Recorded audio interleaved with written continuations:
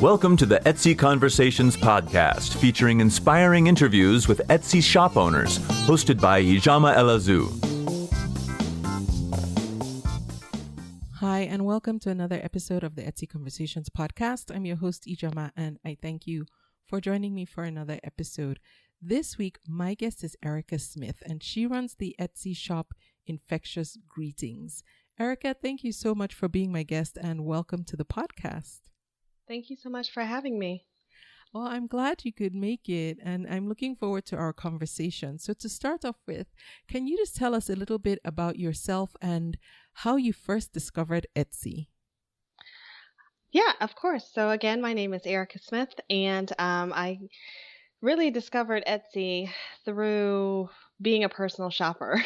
So I've been on Etsy as a customer for maybe 4 or 5 years, and I love looking at the handmade and the artwork that I've seen over time, and also I love shopping for gifts for other people. So if I can do some personalization or custom gifts, I think that really hits home with my friends and family that I give gifts to. And a little bit about me, I have my company, which is Infectious Greetings. We are a greeting card company that really focuses on making happy cards or very positive enlightenment cards for people, because we really want to bring back that passion that people have to writing cards to people, sending them in the mail, but also on the flip side, allowing those people who are receiving those cards to really have an infectious smile and joy when they receive them. So everything that we do with our cards has that vision in mind. So when you get the envelope and it's a brightly colored envelope, and when you have a card and it has a lot of graphic design on the card, and then all of our cards are blank inside because we want those senders to write something personal to their loved one when they're receiving the card. So all of that is playing a role in the vision that we have, which is to send a card and create a smile. Simple, but that's exactly what we're trying to do. I like that. And it's funny that you said you want to send a card and create a smile, because I kid you not, the entire time I was looking through your store, I was smiling. And I didn't notice that. I think you actually did say that somewhere, but it didn't click till I just heard you say it. That, oh yeah, that is the goal. How did you learn graphic design? Is it something that just comes naturally to you, or did you actually consciously learn how to do this? So I have always been some type of artist, or I would say a doodler, when I was a little girl. So I've always had sketchbooks and doodling on notebook paper, little cartoons and things. So actually, before I started Infectious Greetings, I was doing artwork, acrylic artwork with people on them, and doing art shows in the Atlanta area. So I've always been into art. But actually, it was not until I got into my graduate school at Savannah College of Art and Design here in Atlanta, where we had to take a course learning Adobe Illustrator and all the other Adobe products like Photoshop. And that's really where I was introduced to graphic design. Now, I am not an expert by any means, but I love the fact that I can take a few images and then put them together to make a larger image, or to make something that's telling a more detailed story with those images. So I love doing that, but that's how I fell into it. It's just something that I had to do for graduate school to pass the class. And then I just kept doing it. And I've learned all these different platforms, from Adobe to Canva to using my iPad with my iPad pencil. I have a app on there too. So I'm using different mediums. But I think the great thing about it is, as an artist, I really enjoy letting art create itself. I always have a sketchbook near me at some point, so I can sketch ideas as they come or as I see them. I take pictures wherever I go, so I can say that's like a really great quote, or that color scheme is awesome. So I love pulling all those things together into creating something that's my own. I like that. Okay, so as someone who actually studied and learned how to use the different products in the Adobe suite, which one do you like the most, and which do you think is the most versatile? So I used to really like Illustrator, and I say used to because it took took me a while to learn it, and then I was really great at it, and then I just kind of stopped using it for a while. I kind of got away from graphic design and went really more into acrylic painting on canvas. And then the last 2 years, I started dabbling back into Photoshop, and looking at those different tools in that program to see if I could pick it back up again. Okay. And then how do you think Canva stacks up to that? Because I know for many of us who aren't very comfortable in Adobe, Canva is a good fallback. How do you think it stacks up, having used all three, or both, I should say? I think it just depends on what you're looking to do. For me, when creating cards, I have the vision in my head and of what I'm looking for, so it's helpful to quickly find backgrounds or quickly tweak pictures or images and glitter and put things in there. And that way, from a card making perspective, all of my tools are there and I can quickly put a picture together. I think with Photoshop, it's just a different type of a feel to it. And that for me, it takes a little longer, but my vision comes out differently in Photoshop because I'm actually doing a lot of the creation versus with Okay. Canva, I'm more of curating a picture together. Okay. Wow, interesting. Okay. I've always wondered because I figured for someone who knows what they're doing and I don't, Hmm. there probably are distinct differences. And I just always wondered, even though Canva is kind of user friendly, but still, I figured there's a reason that professionals stick with, like the Adobe products. Yeah, I think it's really about what you know and what you're familiar with. Again, Photoshop was my go-to a while back, but then having kids, getting out of the practice of it, then I started to look for things that, okay, with my limited amount of time where I can be creative, what can I quickly get to and easily pick up and learn again? Yeah. Okay. So with your Etsy shop, when you first opened it, what was your original goal? Um and what is your right now, what is your current goal for the shop? Is it like to have this creative outlet but one that can pay for itself, or to grow it into a business that is self-supporting eventually? So originally when I started my Etsy shop, I was looking for something that I could call my creative outlet. So I used to do paintings on canvas, but as you can imagine, with multiple art easels and canvas and paints and all that kind of stuff, it just kind of was a lot to kind of carry around and move throughout my house. And then Yeah. having kids, it just didn't seem like the best idea for me to have that around. Not that it was dangerous. I just feared that, of course, my daughter would get into the paint and then I have paint on my walls, which I can't be mad at her for because I'm a creative being myself. Yeah. But um, so I was looking for a creative outlet because I just needed that space that was just for me. I've done businesses with my husband, I've done businesses with my friends, but I needed something that was just for me that I could control and I could create at whatever time of day I needed. So I've tried a few different things, t-shirts, knitting, and I just got my hands into different things. And I realized what I really love was actually the graphic design. And that is what I started with Infectious Greetings. And I went into one of my old computers where I had a lot of my old artwork. Pictures on that computer, and I actually saw that right after college I created a business plan for a greeting card company, and that was Really? over 10 years ago. Wow. So to me that was like, okay, Aarica, let's do this. So that was the reason I created Infectious Greetings. Was, again, I needed a creative outlet. um, my goal for the company at the time was just to have the creative outlet, but even now I've been doing the Etsy store since September 6th, and now things are taking off really well, especially through the holiday season. I have plans to sit down during this holiday season, during either the Thanksgiving break or even the Christmas break, to really put some strategic goals behind this now that I can kind of see what this is producing. But my goal is to continue to grow it into a business. that will pay for itself and my hobby of doing arts and crafts and Mhm. doing other kind of art mediums, Yeah. but really growing it into a business where I have a lot of different cards for different seasons, for different audiences, and really continue to grow it. Okay. I like that your younger self actually gave your today self direction and you forgot, and then your younger self reminded you, hey, this Yeah. is what we said we were going to do. Yes. I think it's always important when looking for an outlet, whether it's creative or just something for you to do.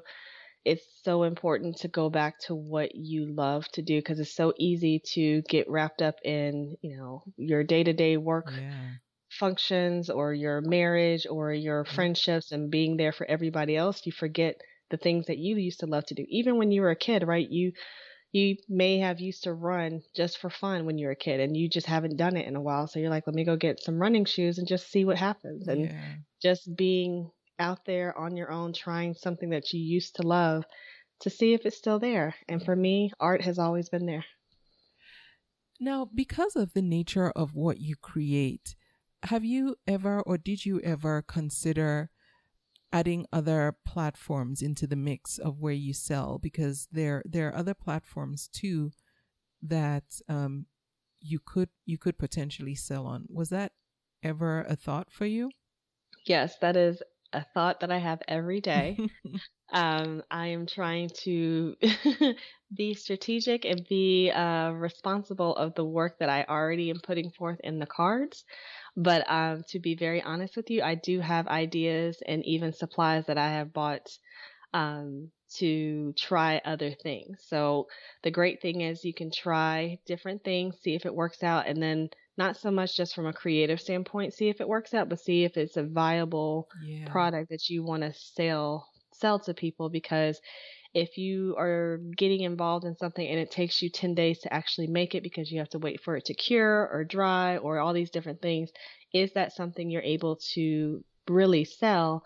But then also the amount of variables that you have and can it be personalized? What color schemes are you going with? Are you doing different fonts on it? So I'm trying different things just to see what makes me happy because again, if it doesn't make me happy to produce mass amounts of, maybe it's just one of those art platforms or art creative outlets that I use just to send gifts to friends and family Yeah. and maybe not do a mass production. Maybe it's just, okay, I want to do this, but I'll just do 20 and then Yeah. I'll just put it off to another time of day.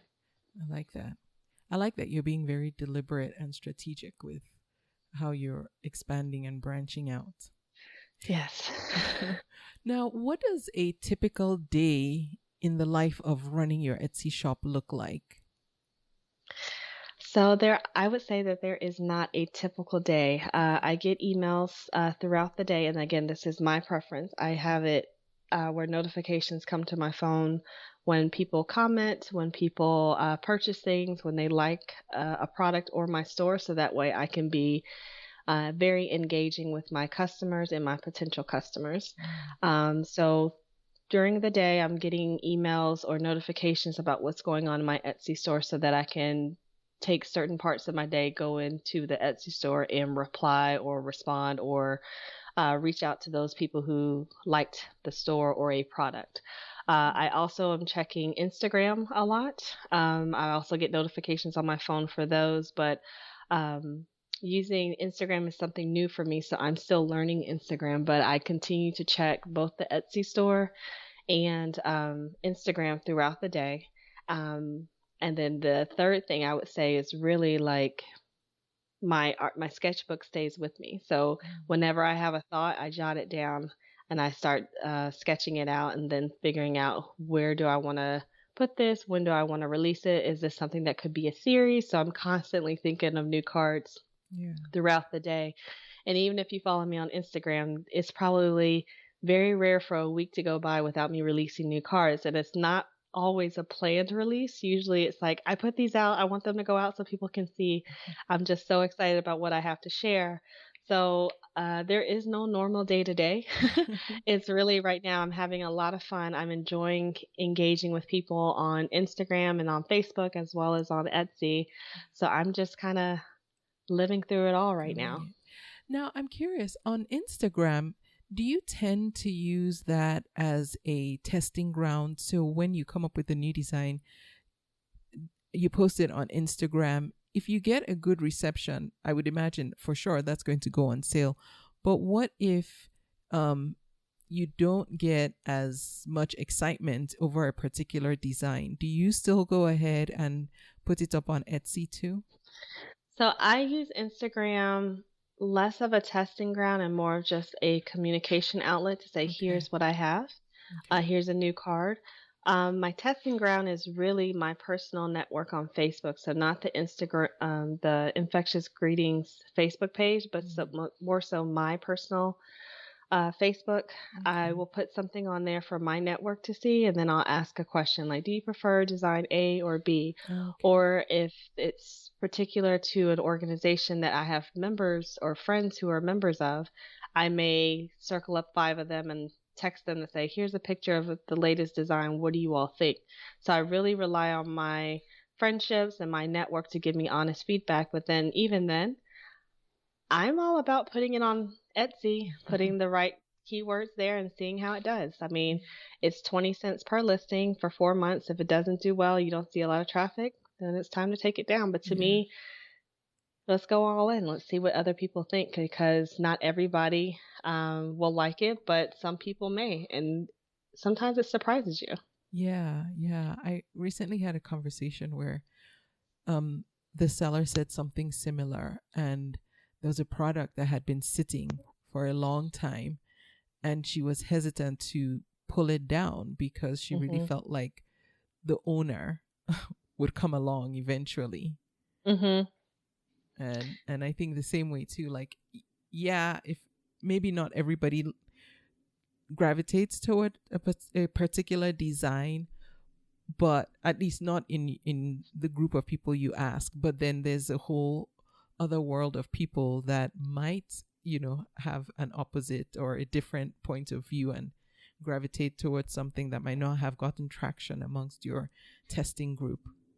Right. And I also, what I love about Etsy is that it does the work for you. So it has all of the analytics about who's looking at which listing, how Ah, many times, how often. So I want to use those statistics to inform my decisions about what stays and what goes. But I also don't see any harm with putting the things that you remove from Etsy, putting them on your website, not to sell, but just so people can see images. And that way, if they go to your website, they're like, oh, well, I saw this really great item on your website. Do you still have it? Is it out of stock? And that way you can start the conversation and then really see if people are asking for it back. And then you create that demand and bring it back into the store maybe in a few months. I like that. And your website, if I can just throw that in here, is infectiousgreetings.com. Yes. Yeah. So on that site, do you primarily use it to get search engine traffic from the internet and redirect sales to your Etsy shop, or is it going to be an e-commerce shop eventually, or an e-commerce site, I should say? I don't know if it will ever be an e-commerce site. I created the website more so that it would be easy for me to communicate my website to people instead of saying etsy.com slash, all that. I just wanted to say infectiousgreetings.com. So no matter what happens, whether I stay on Etsy forever or I decide to go the e-commerce route, that will always be resonating with the company is that website. Oh, I like that. I like that.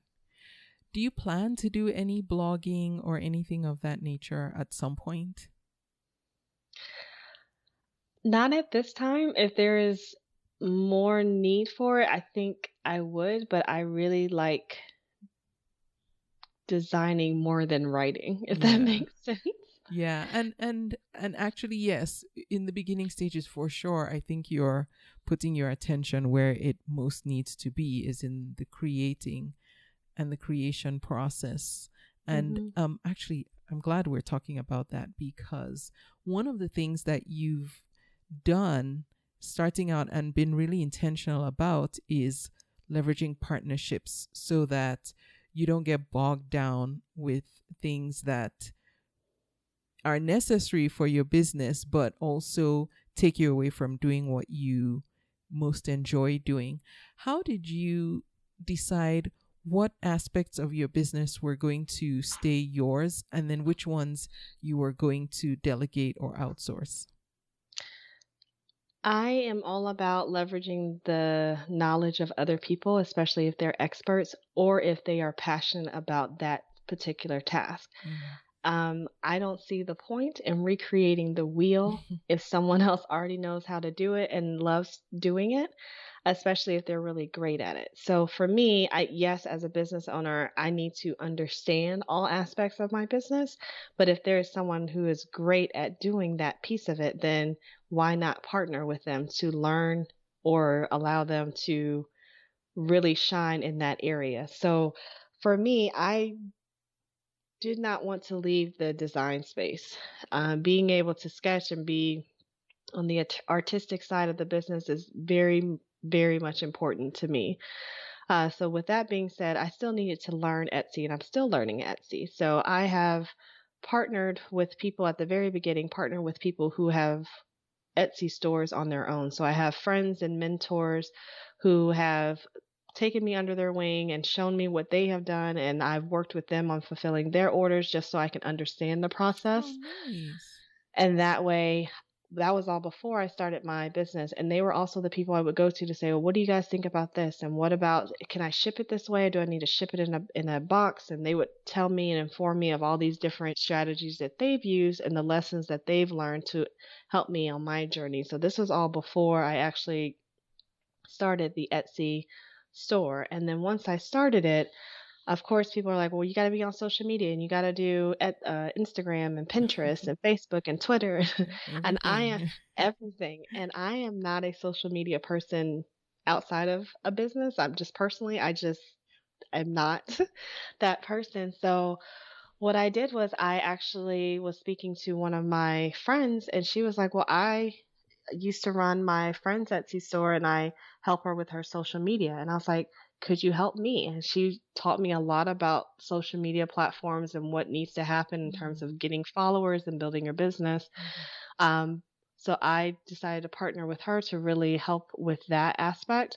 But again, as a business owner, it's very important for you to know all aspects of your business. And for me, in addition to that, I wanted to still maintain engagement with my customers and potential customers. So while I do have someone managing the strategies of our social media, I still am on Instagram and on Facebook throughout the day to respond to any questions or comments that, or even likes that I receive because that's important to me. Yeah. I like that. I'm with you on the whole social media thing. Hmm. I do have a personal Facebook, but that's because you need one to have a Facebook page, a business page. Yes. And I was just telling my sister literally yesterday, a mutual friend was asking me why on Instagram I don't post any personal pictures. And I said, look at the handle and the profile description. It's about a business, not Hmm. personal. And she's like, well, we want to see you. I'm like, "Ugh, no, I'm not here for that." It is definitely a jump because you think the same. Well, I thought the same thing as you did. I'm like, well, no one wants to see me. They want to see the cards and the Yeah. business. But people were saying it helps them put a face to a name on the business because they can Yeah. see that you're having fun and life or that you're doing positive things so that exudes throughout the products that you are hoping to sell to them. So it kind of ties together. Yeah, I guess that does make sense. Hmm. It's hard for some of us, though. Oh, I know. I have a Facebook page personally. I'm more of the person who likes to troll Facebook. I Yes. look at everybody's updates and I stay in the know. So I'm like, okay, well, this person had a baby, this person is getting married. So I know everything about people, but I'm not Yeah. commenting or posting. I Yeah. just like to be in the know. Right, right. Yep, that's me. Everyone thinks I'm not, well, actually, I'm not there.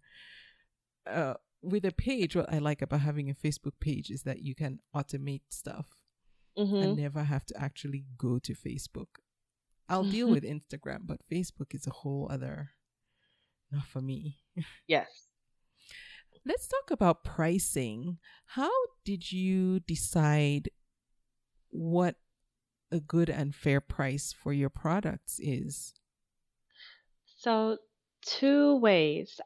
First, I looked on Etsy to look at other greeting card companies or greeting card stores and what they were selling. So, I had to decide if I was going to sell one card at a time or if I was going to sell card sets. And then if I was going to sell them with envelopes, without envelopes, if I'm doing 3D cards, personal cards, different things like that. So once I decided that I wanted to sell card sets and I wanted to have some cards that are not personalized and then some that are, it made it a little easier to say, okay, let's look at card sets on Etsy and see what they're pricing at. So I've seen a variety of pricing, even starting from, I think the lowest I saw for a card set of 10 was $8 per set, and then all the way up to $25,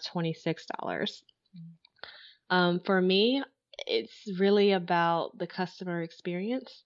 If a customer comes in and they see, and I'm saying this in my perspective. So if I went to a store and I was going to buy something, it's a lot easier for me to buy something if it's $20 or less, right? And that's shipping included, right? So to me, $20 is a $20 bill, no big deal. But if things start getting above $20 and I have to find some singles to go with that 20, it gets a little more challenging to make that decision very quickly. So I wanted to take that into account with my pricing.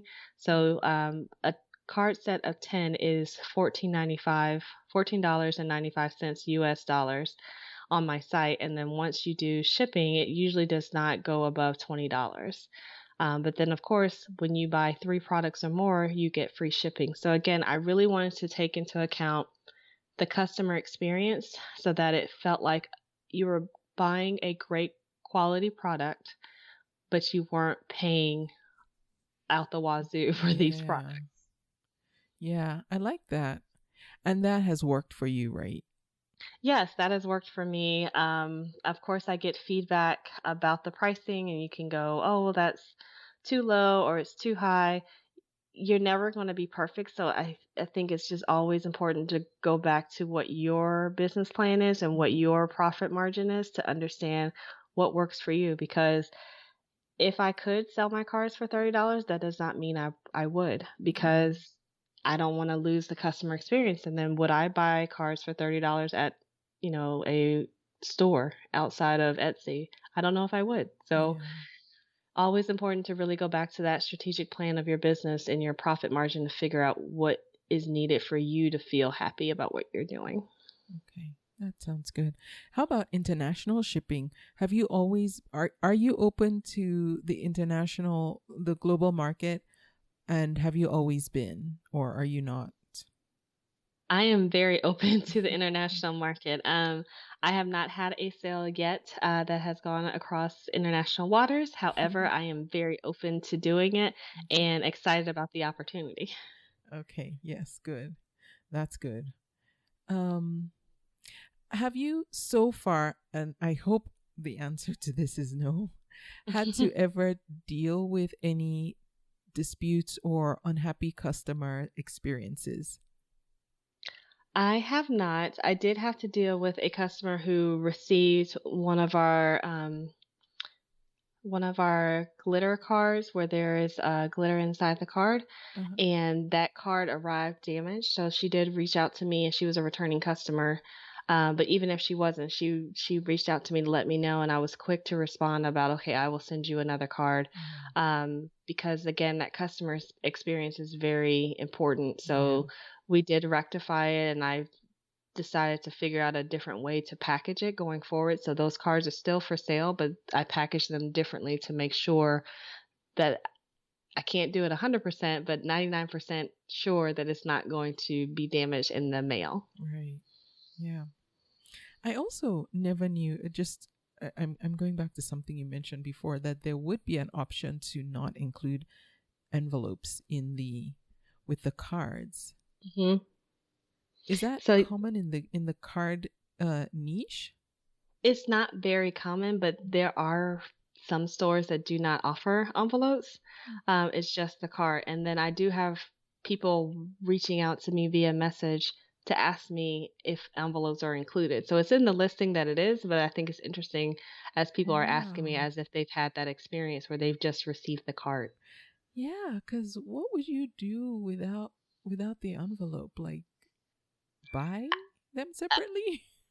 I- And yeah, I don't know if you would buy them separately or if you would use them for a different reason, like if you were going to do a display of cards for a birthday party or something Oh, different. But yeah. even then, I would still want the envelope just in case I needed it. I would too, and then recycle it, like use it to mail something else. Right. I feel like when I buy a card, I pay for the envelope too. But that's Yes. just me. um, so typically, about how much time would you say right now your shop is taking? I know at the time of recording this, we're in Q4, and so things are probably ramping up for you. Um, but outside of that, about how much time are you having to spend just tending to everything that has to do with keeping your shop running? At this point, I would say that I am doing at least 12 hours per week on the shop, and that includes fulfilling orders, posting new cards on the site, but also designing new cards, Mm. as well as managing the store and the social media posts. Oh, that's not bad. Hmm. Yeah. So you must be very good at protecting your time, especially with little ones too, because they are demanding, not in a bad way, but in the way little people are. Yes, they're very demanding. We could just be honest. Yeah. Yes, they're very demanding. My children are 3 and 4. Yeah. Um, but I am a project manager by nature. I have worked with a lot of different people, a lot of different teams to do various tasks in my career. So managing time is kind of what I'm good at, if I could toot my own horn. For me, it's really about compartmentalizing the time of the day. So early in the morning, my kids get up early, so I get them situated with, iPad, snack, and watch a little bit of that before school. So while they're doing that, I'm checking my phone to understand what's going on in the store Mm. as well as on social media. And then throughout the day, I'm working my day job, but again, my phone is letting me know of any notifications that I need to be aware of.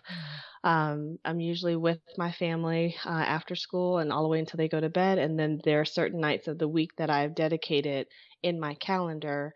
For example, there's 2 nights of the week where I'm doing Instagram strategy work. So I'm really hoping to build my presence in Instagram as well as engaging with the people on Instagram that are engaging with my products, or I'm going out to find people who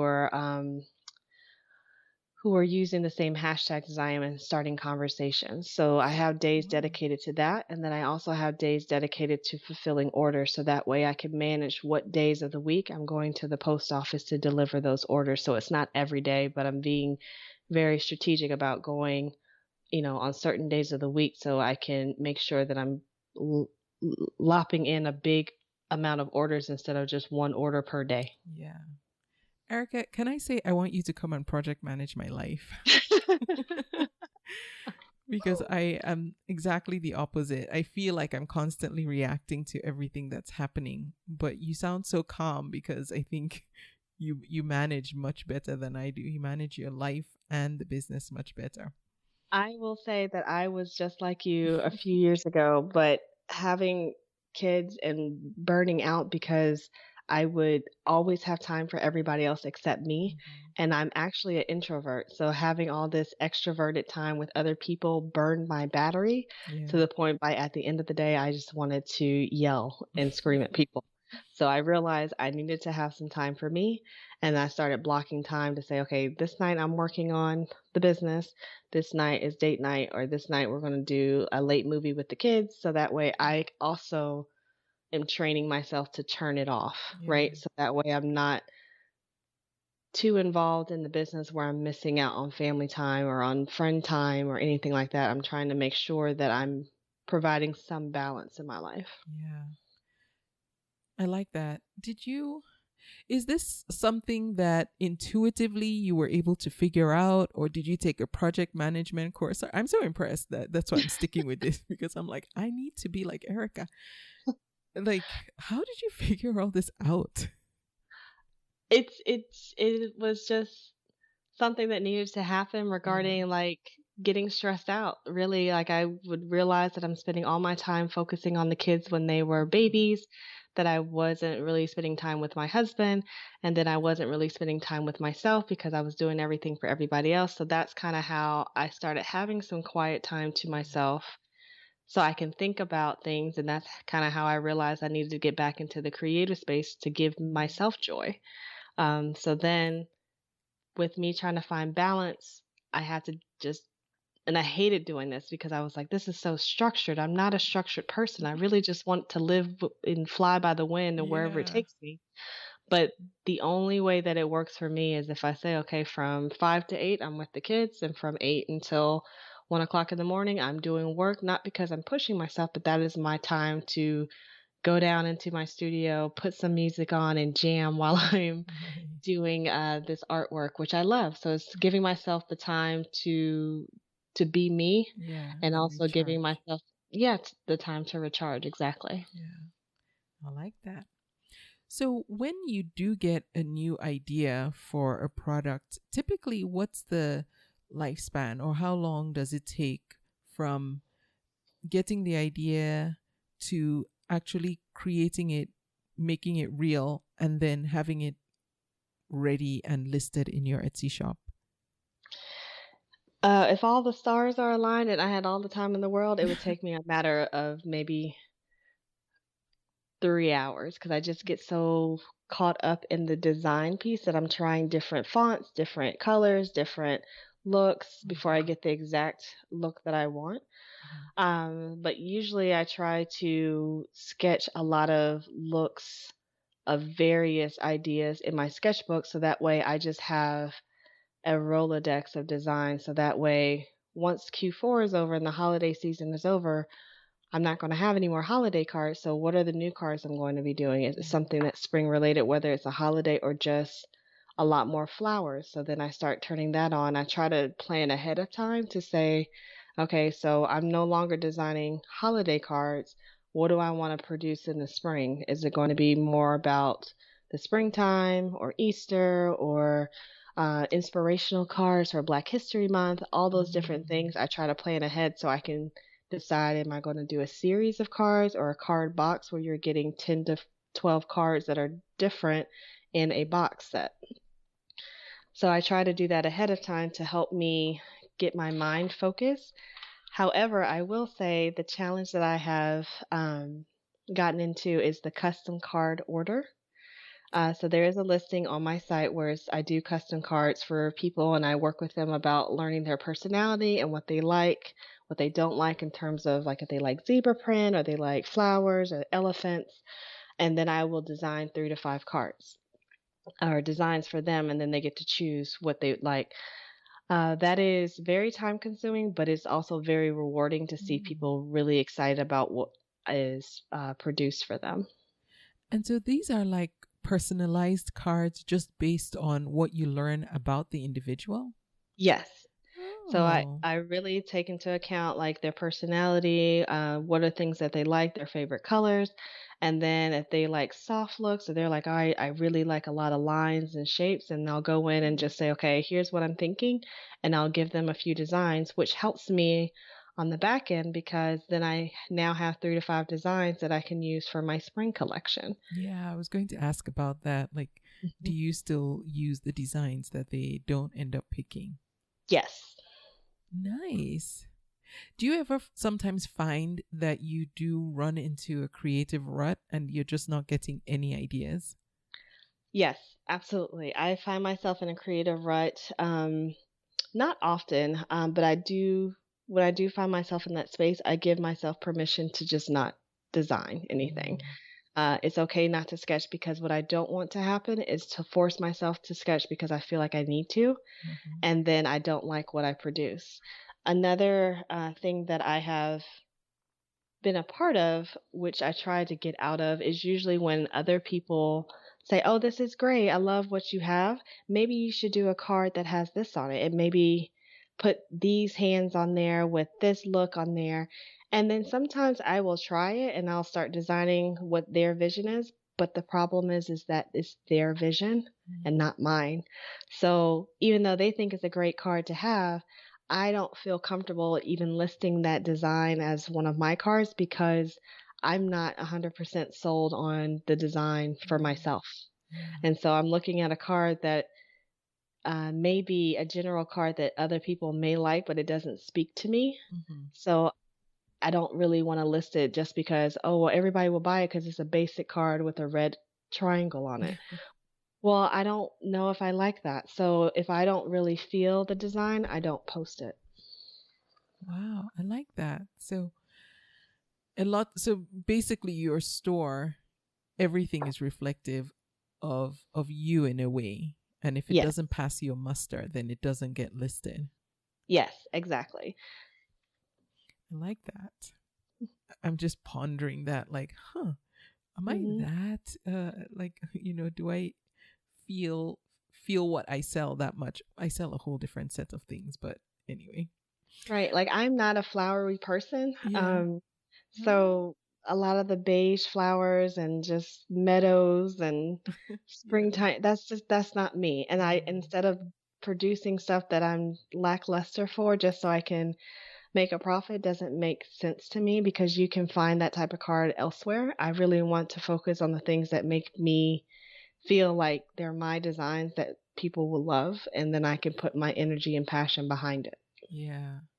And the other thing I was just thinking too is because you will and you do have your own style, people will be drawn to that style. Like when somebody wants a specific look, it's like that's the type of design that Aarica makes. Let me see if she has something that's swirling in my head because I know that's her style. Yes. Yeah. What would you say are some things, or even if it's just one thing that you do now or that you have done that you feel has helped to set you up to be successful on Etsy? I think for me, my passion to learn sets me up for success on Etsy because I'm always open to try new things. I'm always open to partner with people or be a mentee of a person who's doing it very well because I'm always up for learning how to do it better. And Etsy comes out with new things and policies and their advertising and things that you can work on. And I'm just a sponge. I'm just trying to absorb it all and have a good time while doing it because to me, if I get to a place where I'm not excited about the cards that I'm producing and I don't find joy in people buying my products and I'm fulfilling orders grumpily, then why am I doing this? Yeah. If there's no joy there, let's move on to something else and maybe hang it up. But for me, it's really exciting to know what people are looking at and what people are saying about the products, but also what are the things that the tools that Etsy have to help us sellers in trying to be successful. Yeah. And as you know, Etsy's constantly bringing out new sets of tools and retiring some sometimes. Are there any, or is there any feature that currently doesn't exist on the platform that you think you might one day like to see on the platform? Not at this time, but again, I'm still very new to Etsy, so I think in like 6 months I'll definitely have a list of 2 to 3 things that I can say this will definitely be helpful in the future. But right now, I'm still trying to learn the tools that I haven't even discovered yet. Yeah, there are many.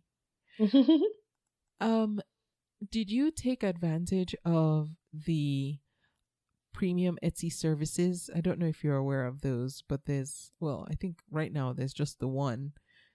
I think it's the Plus. No, I have not. I have taken advantage of the ads on Etsy. Well, I Okay. mean, I think you have to opt out of those ads, but I have um, been participating in those, and then the Etsy Success podcasts, as well as their channel, their community and help page, so that way you can participate in their help topics or forums. Yeah. I've been participating in those to really see what other people are saying and what questions other people have so I can learn from them. Yeah. Do you find those to be very helpful?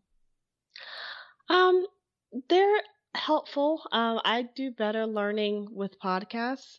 So I'm in a couple of podcasts that are for Etsy sellers. One that is from Etsy, and then one is um, a lady who has an Etsy business, and she's talking to other people about their challenges and things like that. So it's helpful for me because I get to listen Yeah. in and do things while I'm listening. So a lot of times when I'm doing fulfilling orders, I will put on some music or I'll put on one of my podcasts so I can listen and learn at the same Yeah. time. Yep. I know. That's how I like to do too. What advice would you give to a fellow seller who also is in the beginning stages um about just based on your experience so far selling on Etsy, what would you tell that other person too who is fairly new? I don't want to say to keep on because most new sellers are still, still gung ho. But any tips that you would give to that fellow new seller? The first thing I would say is to enjoy the ride. Okay. You're not going to know nearly as much as you could know in 6 months. But the fact that you went out on a limb and started something speaks volumes. There are a lot of people who dream about things, but who never execute on the dream for a variety of reasons. So the fact that you signed up and started a store to let people know that you have something to say and you have something to contribute is awesome. So enjoy the ride. There are going to be ups and downs. There are going to be things you don't know, and there are going to be times where you want to throw away the towel. But that's part of it. It's just like life. You just kind of roll with the punches and see what you get. Yeah. Great. Now, earlier you mentioned the tools that you work with. We talked about Adobe and Canva, and then you just mentioned the forums and the help center on Etsy. Are there any other resources that you can think of that you find particularly helpful that you don't mind sharing? Let's see. So we mentioned all the Adobe products as well as Canva. What I do like to do is for resources, I like to do some Google searching. I'll type in different types of cards to see what comes up in the images, to see what other people are doing. Okay. Not so much to copy, but just to get inspired. Yeah. I also like to look at the Etsy listings to see what are some other designs that could inspire me to do some different designs, especially for the holidays. But also, I love looking at how people are doing their SEO. Like when I type in something, what comes up and why does it come up? Those things. But in terms of resources for designs, those would be the only ones that I would say would be the Adobe and the Canva, and then getting inspired by other people's designs. To me, it's like a free museum. You go and type in Google or Etsy, and you see a lot of things. You can get to decide, okay, I love that, but I would love to change it and do it this way, and see what works. Yeah. And I forgot to ask you this before we went on air, but I'm going to ask anyway. And if you don't have one, you can just let me know. An Etsy shop shout out. This could be another seller who has helped you along the way and you've appreciated something they've done for you, or a shop that you particularly enjoy. Yes. So actually, she is my mentor. Her name is Shaniqua Dasher, and she is the owner of Dasher Creations. So she's usually does a lot of tutus for kids So as well as for cute. adults, but then she also does onesies and t-shirts. So she has a lot of different products on her store. And again, that's Dasher Creations, Dasher Creations. And her name is Shaniqua Dasher. So I have learned a lot from her about the business and Etsy and just the creative space. If you could walk into her studio where she does her creations, it is awe-inspiring. The amount Wow. of like just walk into Candyland. It really is like pool everywhere and ribbons Oh, and all these great things. You just feel like you could be in there for weeks and still come out with new designs. yeah. So, yes, that would be the one that I would shout out. Okay, I will definitely put a link to Shaniqua's store. Again, it's Dasher Creations. It sounds like the place I just want to go and roll around in because I love tulle. Yes. What's the best way folks can connect with you if they want to get in touch or carry on the conversation or just keep up with you? Yeah, so the best way to find me is to go through our website, infectiousgreetings.com. There's a connect or contact us form there, which goes to me directly. So you can find me there. You can also find me on Instagram at Infectious Greetings, all one word. And Okay. we're also on Facebook at Infectious Greetings. Okay, great. And I will also link to your Etsy shop as well. So folks can go and check you out. And then I'll link to everywhere else that you are on the internet so folks can check you out and keep up with you. Great. Aarica, thank you so much. I'm excited for what the new year holds in store for you and even now as we record, what your Q4 is going to look like because I know as I mentioned before we started recording, already I can see that things are picking up in your store. So I hope it keeps you nice and busy and you're already well organized. So I'm pretty sure you'll be able to stay on top of it. Well, thank you so much. I really appreciate you having me on tonight, and it has been a whirlwind of fun. So thank you Oh, so much. thank you, Aarica. I appreciate that.